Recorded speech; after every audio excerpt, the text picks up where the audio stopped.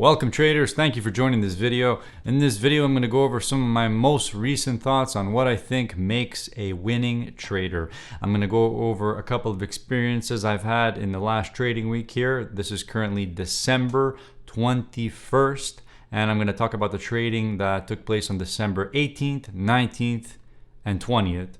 Hope you guys can really take something out of this. Just some context about me before we get started. I've been trading since 2018 and I've been day trading futures since probably 2019, 2020. Recently, I trade mostly the cryptocurrency markets with a little bit of futures, a little bit of stock options every now and then. But honestly, I just trade whatever is moving and whatever I believe I have strong enough commitment and bias behind my ideas and behind the strategies. You could trade only one market, but there's going to be times where that market is just not in a good overall context, sentiment. It doesn't lend itself for very good opportunities. So I like the idea of trading what's in play. So let's talk about it. What really makes a winning trader?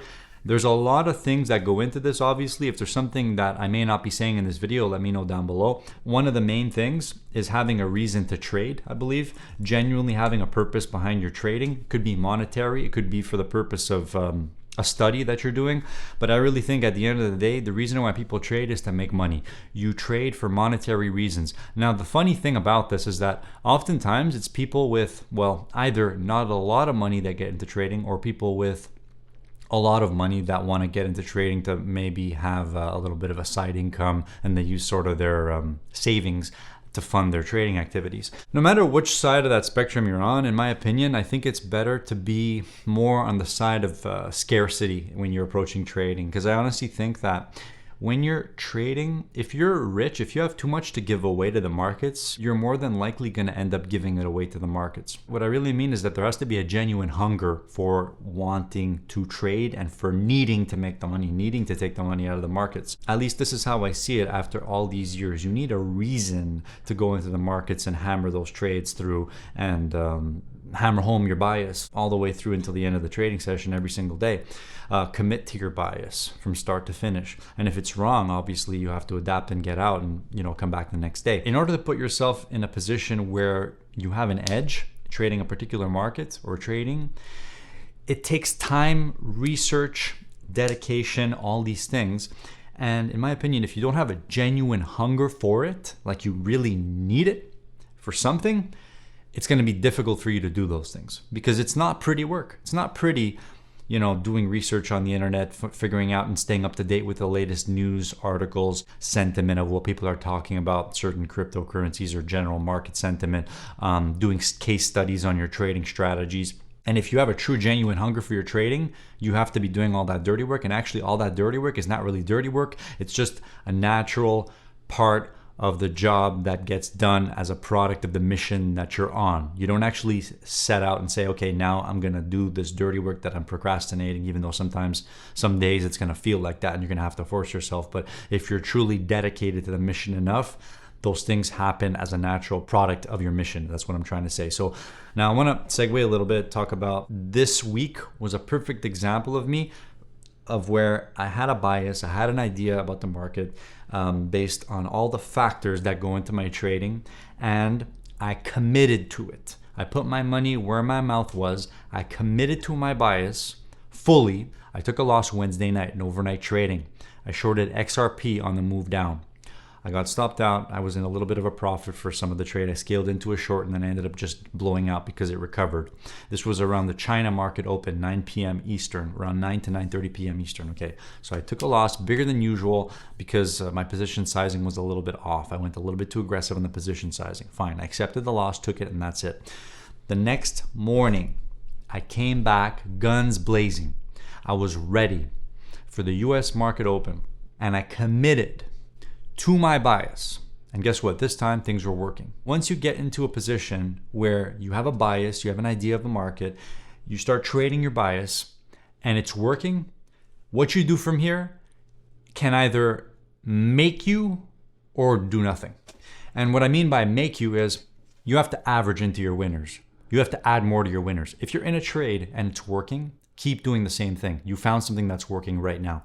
Obviously, this can be subjective because I'm talking mostly on a day trading time frame and extending it, a little bit onto a swing trading time frame, because I do a bit of both. I do day trading, but I day trade based on multi-time frame analysis, and sometimes I'll end up holding runners overnight. Like right now, I actually have still a short position on from Thursday in Bitcoin micro futures. In order to really sit down and decide to commit to a plan and then have enough clout to add to that, rather than just taking your profit on the day and being happy with it, it takes a lot of experience, and it takes, in my opinion, past, prior, painful experiences. I'm going to talk a little bit more about adding to winners here in a moment. If you guys are already enjoying this video, please leave a like button, because it's going to let other traders know that they should maybe consider listening, watching, commenting, all that stuff. Share it with your friends on X or on YouTube. Follow me on X, Verillo Trading. Some of you guys might ask, like, well, if you have such a strong commitment for a bias, can't that actually hurt you more than help you? And the answer is yes, it could actually hurt you, because if you keep committing to a bias and it's not working, the worst thing that can happen is you get wiped out. But that probably won't happen if you have at least some sort of a risk management system in place. However, the other side of the sword is that when you have unwavering commitment to a bias, it means you also have unwavering commitment to your winners. Meaning that when you end up in a trade and it's working, you're not cutting it for a quick profit. You're adding more, and you're also potentially scalping around the position more, cash flowing the position if you need to, because I do believe it's a proper way of trading to have an overall bias, have a core position, and then also scalp around the core position to cash flow it intraday in the case of a lot of up and down movement that you might see. But that's a little bit more of an advanced topic. All of this stuff, when I'm talking about having unwavering commitment to a bias, it cannot really be obtained without having experience and understanding of how the markets work. One of them that I often talk about with my friends and trader friends and family is experience with seeing different market cycles and crowd sentiment. And this is something that I've witnessed. If you watched the past video I uploaded where I was talking in the car about what new traders are not ready for, I mentioned and I gave a few screenshots of various examples of market cycles from the past that ended up being serious turning points for the market. And it's just something that I noticed historically, is that when you see the general public starting to get interested in markets that normally just traders are interested in, typically you start seeing a few things. It could either be a serious turning point for the market, at least that's what we saw in the NASDAQ in 2021. It could also signal an increase in volatility, an increase in pump and dump and flash crashes and crazy price action, as we have seen actually in the last maybe 3, 4, 5 weeks in Bitcoin, right? I said it in that video, but nobody listened because it was at the end of the video. But nobody really cared about Bitcoin when it was at 60,000, 70,000, 80,000. Traders are typically forward thinkers. We have to be forward thinkers and anticipate the market before things happen. And I have text message history with a friend when Bitcoin was at 67,000. I was texting him. I was like, wow, man, what do you think of Bitcoin at these levels? What I mean by all this is that the general public didn't care about Bitcoin at 60, 70, 80, 90,000, but all of a sudden it's at 100,000. Everybody cares about it. People that don't know about trading just want to know about how to trade Bitcoin now because it's at 100,000, because it's a big psychological level, and we saw a big price increase, and we've seen over the last few years Bitcoin sell off multiple times and then recover to new all-time highs every time. So maybe it's creating like an element of trust among the general public, and people are saying, well, if this thing keeps going to all-time highs, what am I doing wasting my time with my bank 6% interest rate when I could be investing into more risky assets? Obviously, they're forgetting to consider that these things tend to sell off 80%. In order to get yourself into a position where you have a true unwavering commitment to a bias and you know how to do things like average into a winning position, you need to understand and have some knowledge under your belt in regards to how markets work. This could take years, guys. People on the internet say things like, oh, it took me a year to become profitable. And then you look at their posts and all they post about is candlestick patterns, which means absolutely nothing in the general overall context of how markets really work. I saw a funny post today. Someone posts a chart and they're like, are you bullish on this or bearish on this? And it was like 6 bars of a chart. And I commented on it, and I basically said, one chart is not enough context to give yourself a reasonable decision as to if you would go long or short in the market. At least for me.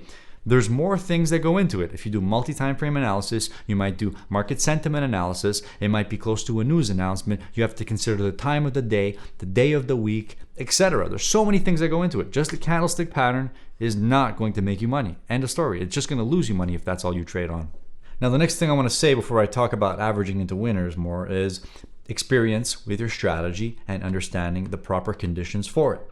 This right here is a pretty big discussion, because there's so many different ways of trading. Everybody was looking for shortcuts. Everybody wants to figure out, what works for them.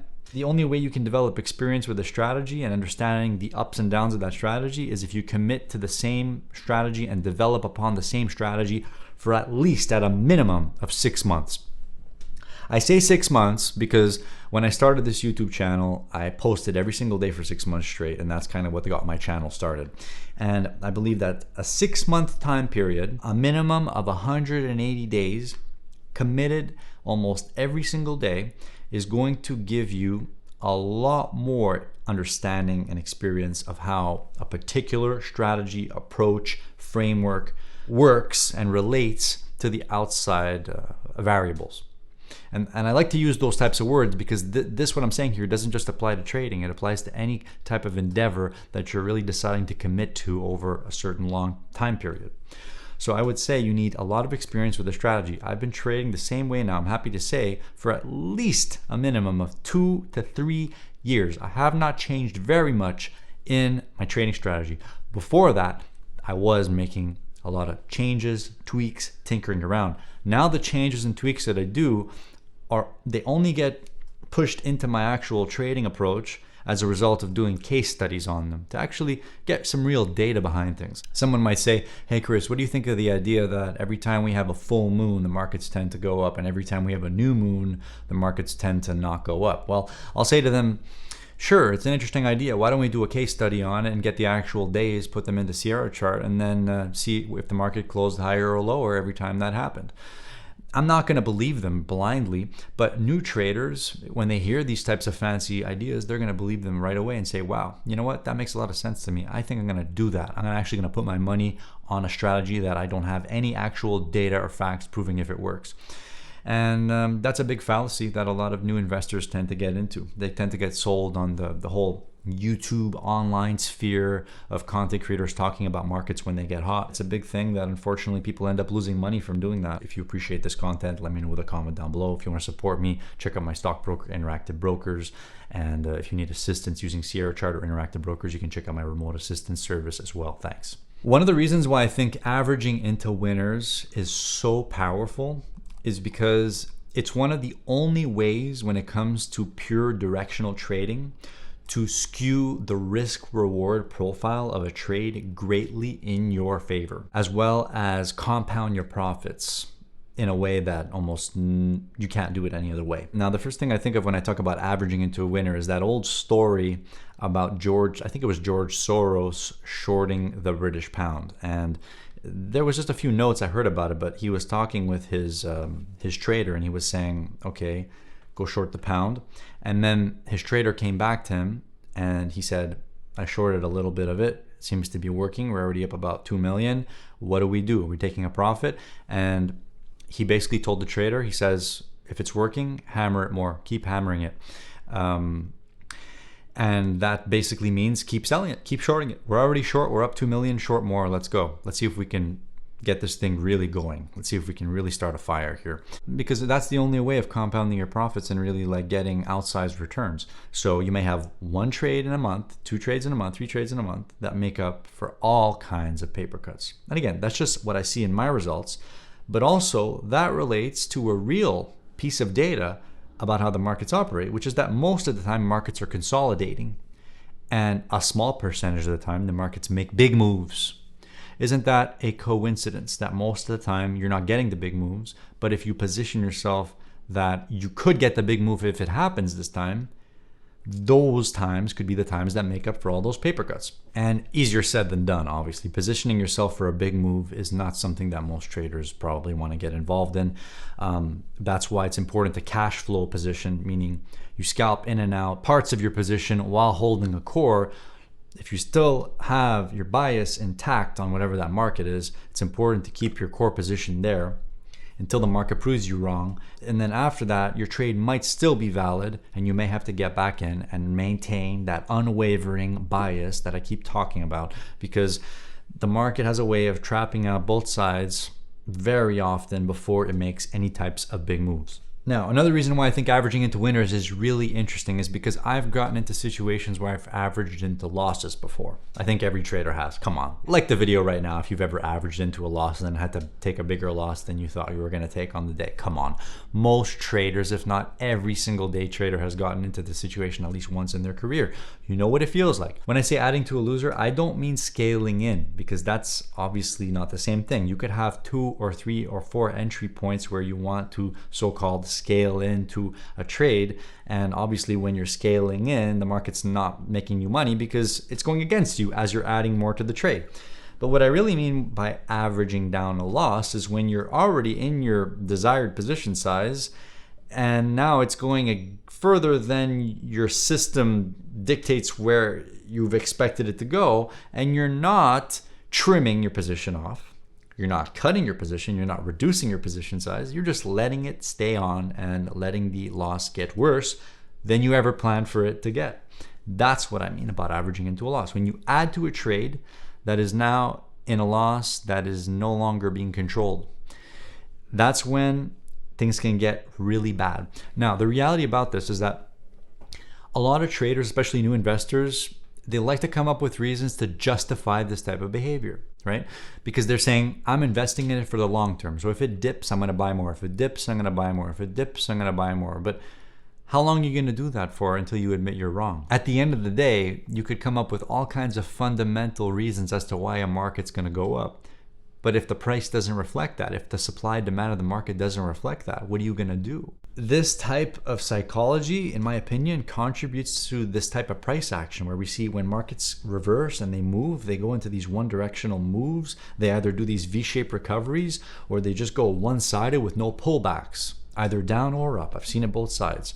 So the idea of averaging into a winner is basically putting yourself on the opposite side of that psychology. You're doing the opposite of what most new investors do. Most new investors, and I would say the common tendency, is to add to a loser when it's not going well. It's not to cut the loser, it's to add to it. So you have to flip that on its head and you have to think, is this a type of day where people who are going long this market, are they averaging down this? Because if you could make a reasonable judgment and say, you know, this looks like the type of day where all these little pullbacks on the upside look like little buying opportunities to trick more buyers to get long, to average down their losses or add more to their long trades. And then every time it dips back more, that's going to be a situation where if you're a short, you keep shorting it on those big rallies up. And as the longs average into their long trades, you average into your short trade, but you're averaging into a winning position and they're averaging into a losing position. You have to have an understanding of what it feels like to average into a loss, and then you have to kind of work on flipping that psychology on its head. And it does feel counterintuitive sometimes to add to a winner. That's why I think it's important to learn how to cash flow trades, which is what I'm going to talk about next here. Because when you flip that psychology on its head and now you're thinking, you know what? I don't know how good this trade can go, but I'm going to prepare myself for it to go really good if it needs to.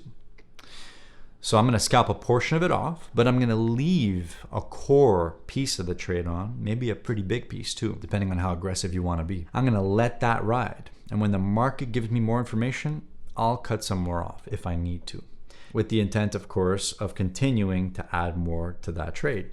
Until, of course, it defies your strategy or it goes against what you're looking for and you just get out.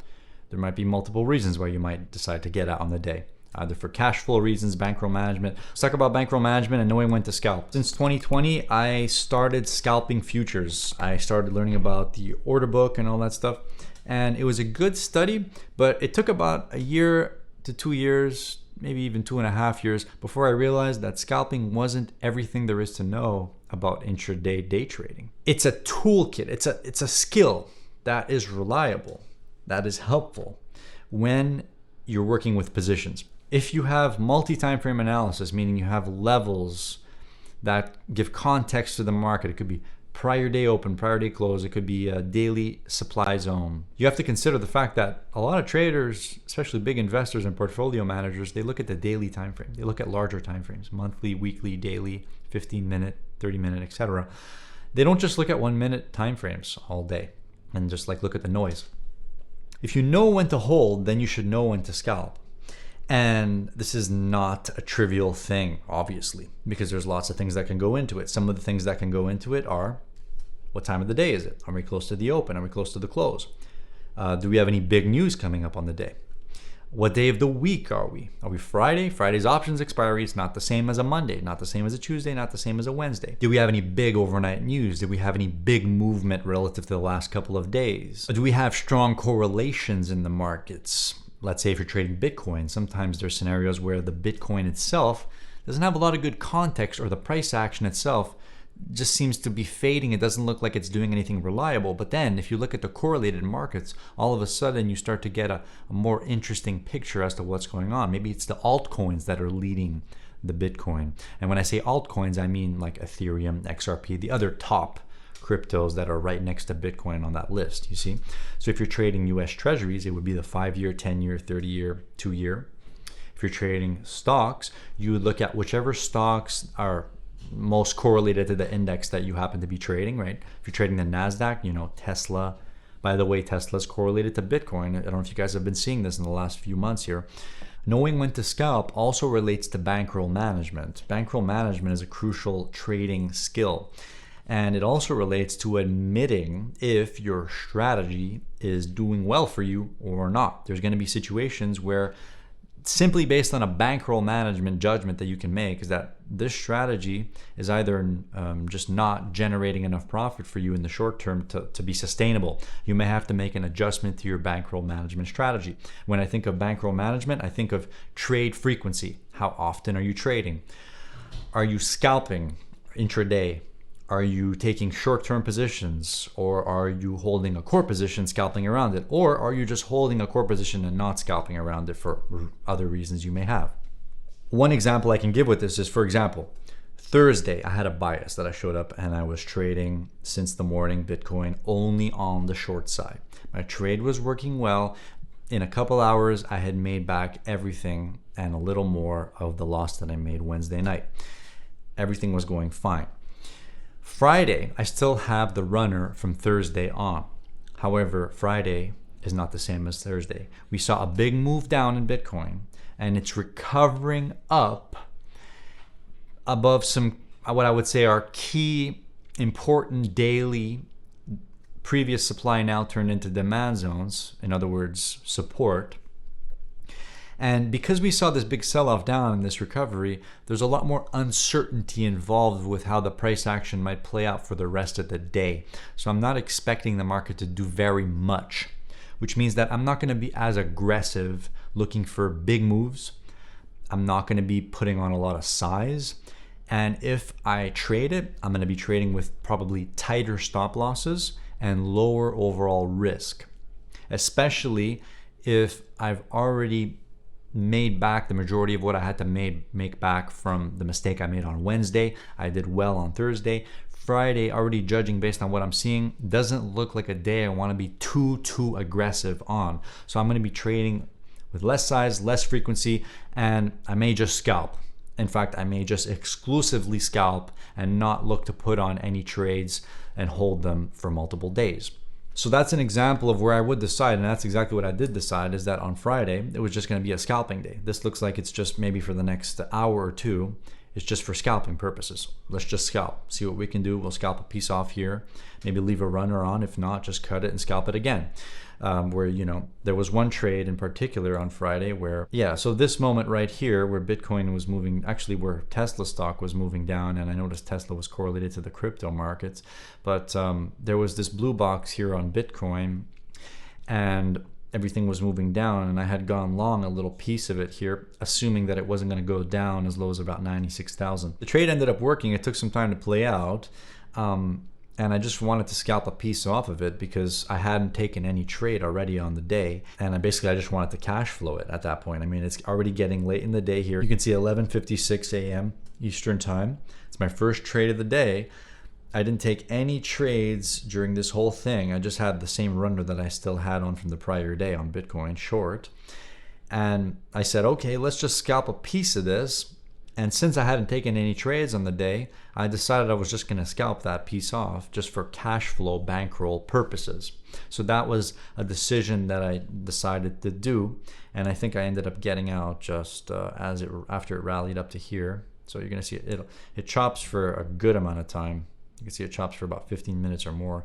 And then it finally made its way back up to 97,000. That's where I took off the piece right around there. Actually, I just cut the whole trade right there at 97,000. But that's an example of me deciding that I was just going to scalp as opposed to look for any bigger picture trades. And actually what I did as soon as I got out of that is I put my order back to bid for the same amount right down here again. And it never actually went there. I waited, I think, for about 30 minutes or maybe 15 to 20 minutes, and it never went back down there. And I pulled the order out and then cut the session after that. And you can see it just continues to move up. A few additional items I want to add to my list here of what makes a winning trader and what is the difference between a trader who wins versus one that isn't. Of course, the number one reason that we shouldn't forget is that the number one thing, in my opinion, and I am kind of quoting this from another trader named Sang Lucci, the number one thing that separates a winning trader from a not winning trader is that the winning trader had enough clout to commit to their bias until it worked. But that's also a double-edged sword, because if you commit and you commit and you commit and you keep losing, you eventually need a situation or some sort of a system that stops you from losing everything. You can't commit if nothing is working. That's why I really subscribe to the idea of adding to winners. You start with a piece, you work around it a little bit, you add more, and you can decide if you want to be more aggressive or put your feet on the brake pedal, slow down. Not easy to make these types of decisions, but generally speaking, a trader that commits fully to a trade and allows it to work is gonna be the one that sees the trade to the end, which is either gonna be the big win that they were aiming for or a loss that they may not have been expecting. Let's talk about expectations and having fear of the market, which is something that I do have after all these years of trading. New investors do not understand how important having a fear of the market is. If you do not fear the market, it means that you underestimate what it could do because you've never experienced what it could do. Who remembers 2019 when every time Trump would tweet, you'd see a big snap in the NASDAQ or the S&P 500 stocks, and the thing would go absolutely insane, and then it would recover in the span of like 10 minutes or something. Yeah, that's the type of stuff I'm talking about. You have to be ready for outsized moves and outsized events, especially in markets that are highly in play. This means that you need to have stop losses in place. You need to trade on exchanges that have enough liquidity that if your stop loss gets triggered, you don't get triggered at an insane price and lose money for no reason. So that's number two, trade on exchanges that have a lot of liquidity. And number three is just simply accepting the fact that at any moment, anything can happen and change the course of time.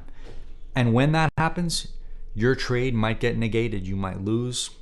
It may even make your trade work. And that's why I find it's very difficult teaching newer investors about these things. Having seen them play out, having been in the situations where I'm looking at the market and I'm in a trade and my blood is boiling, it is impossible to translate those experiences into the mind of a newer investor without them having experienced it too, where they can relate to it, or maybe some sort of another job they did where they could relate to it, right?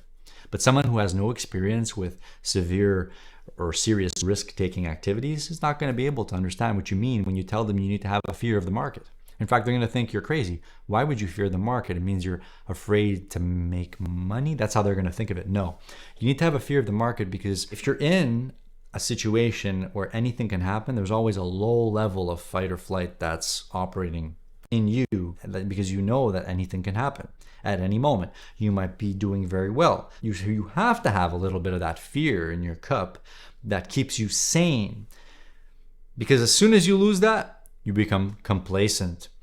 You become underestimating of what can really happen when you get involved in these serious playing fields, the modern Coliseum, as I like to call it. The last couple things I think winning traders have that other traders don't is that winning traders are resourceful. And then they like to stay up to date with the latest events and technology that can be used to assist with the potentially redundant tasks that they may have. And I just got an alert on my phone saying new low of day on what? By the way, that alert's coming from a new study that I have in Sierra Chart that you can check out in this link right here if the video is not already out. But it's a study that draws the prior day, high, low, open, close, midnight price, etc. I think it's pretty cool. I use it in my own trading. So an example of being resourceful would be looking at what people are saying about the market that you're trading. It could be real academic sources, or it could just be general crowd sentiment on some of the biggest platforms out there. One of them is X. Believe it or not, Grok on X actually has support for getting the latest Twitter posts. So if you ask it, hey Grok, what's the sentiment on Bitcoin today?